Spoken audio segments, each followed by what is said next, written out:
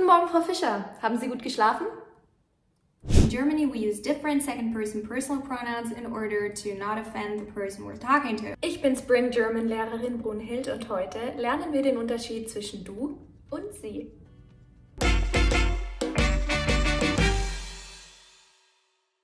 Erstens, sie. Guten Tag, Sie sind verbunden mit der Vodafone Mailbox von. Sie is the formal second-person personal pronoun which you use to address casual acquaintances, business associates, strangers, anyone that you don't know that well personally. It is necessary to lay a foundation of basic respect. Guten Abend, Frau Fischer. Möchten Sie ein Stück Schokolade? Oh, danke schön. Bitte schön, Sie sind immer ein Stammgast hier. Notice how the receptionist always says Sie. Möchten Sie ein Stück Schokolade?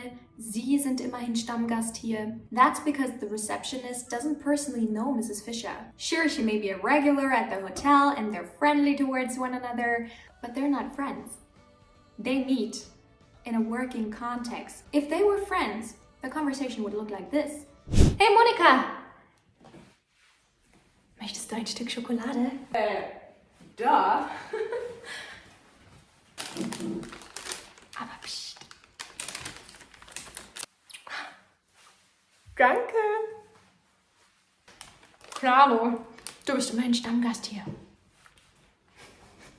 People who know each other usually know that they respect each other, so there's no need to mark it with a formal pronoun. If you're close, you can just be yourselves and say du.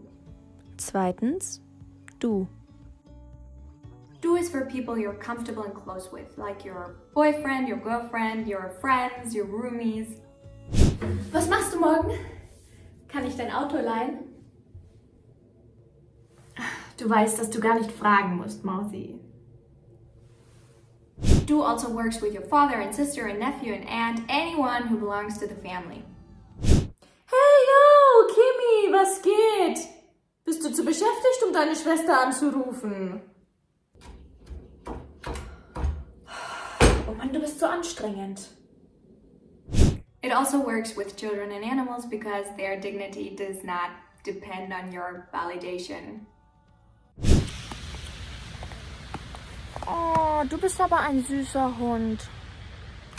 Was machst du denn ganz allein hier? Dich nehme ich mit. Süßes Hündchen. Du bist so ein süßer Hund. Why is it important to distinguish the two? In many contexts, du would appear rude. Like if you walk into a hotel and you would say du to the receptionist, she would think that you have no respect for her. Like watch. Guten Abend, wie kann ich Ihnen behilflich sein? Ey, yo, hast du noch ein Zimmer frei?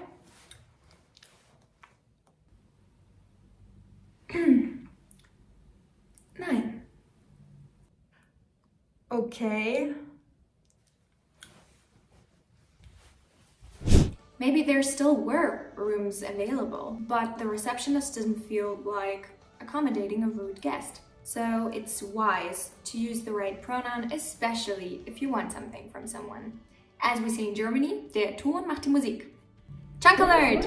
Der Ton macht die Musik literally means the sound makes the music. And that indicates that the tone of your voice will determine how the content of your proposition will be received. This metaphor pretty much indicates how the conversation is screwed if you manage to come across disrespectfully. For more common phrases and chunks like this, make sure to get our free Essential German Chunking Kit. You'll be able to have your first conversations in German right away. The link is in the description. So conclusion, the following people should be addressed formally. Sieze deine Rezeptionistin, deine Verkäuferin, deine Flugbegleiterin, deinen Arzt, deinen Elektriker, deine Lehrer. Besonders die Lehrer. Wer bist du überhaupt? 12 oder was? Wie fändest du die Idee, mich zu siezen? Wäre das was für dich? That girl is probably in for detention. The amount of disrespect is unbeschreiblich. That being said, people have their own perception of how they want to be addressed. An 18-year-old person may be offended to be called du, even though they may be younger than you, because they don't want to be taken for a child. Whilst a middle-aged woman may be offended that you're calling her sie because it makes her feel old. That's why there's no hard and fast rule that applies each and every time.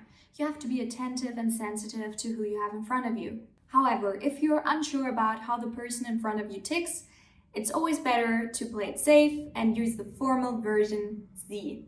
At the end of the day, it's better to be too polite than to be too casual.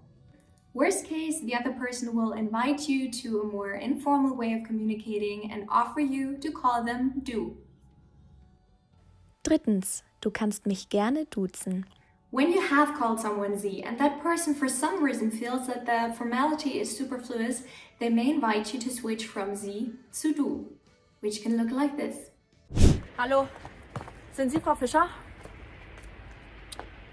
Ja, Kim, richtig? Du kannst gerne du zu mir sagen. Soll mir recht sein? Of course, you can always accept when someone offers du. Usually it has to be the older person who offers it to the younger person, or the person of higher rank offering it to the person of lower rank. It's nice when it happens because it marks that you can communicate on eye level. If the younger person or the person of lower rank offers the du, there's a risk that the older person or the one of higher rank will not accept it, and then things can get a little awkward. Hallo Kim, Sie sind früh dran? Wie wär's mit duzen? Danke, aber ich würde gerne beim Sie bleiben.